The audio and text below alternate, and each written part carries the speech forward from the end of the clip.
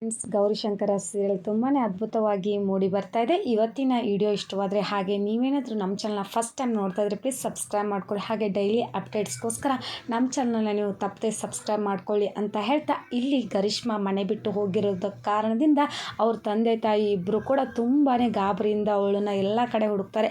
ಆದರೆ ಗರಿಷ್ಮಾ ಮನೆಯವ್ರಿಗೆ ಒಳ್ಳೆಯದಾಗಲಿ, ಮಂಜನಿಂದ ಯಾವ ಕಾಟನೂ ಅವ್ರಿಗೆ ಬರಬಾರ್ದು, ಮಂಜನಿಂದ ಅವ್ರಿಗೆ ಮುಕ್ತಿ ಸಿಗಲಿ, ನಾನು ಸತ್ತರೆ ಇದಕ್ಕೆಲ್ಲ ಪರಿಹಾರ ಅಂತ ಸಾವನ್ನೇ ಬಯಸಿ ಗರಿಷ್ಮಾ ರೋಡ್ ಮಧ್ಯೆ ಒಂದು ಟ್ರಕ್ ಬರ್ತಿರುತ್ತೆ, ಗಾಡಿ ಬರುತ್ತೆ, ಲಾರಿ ಬರ್ತಿರುತ್ತೆ, ಅಲ್ಲಿ ಹೋಗಿ ನಿಂತ್ಕೊಂಡ್ಬಿಡ್ತಾರೆ. ಆದರೆ ಇಲ್ಲಿ ಮನಸ್ಸು ತಡೆದೆ ಅಂತ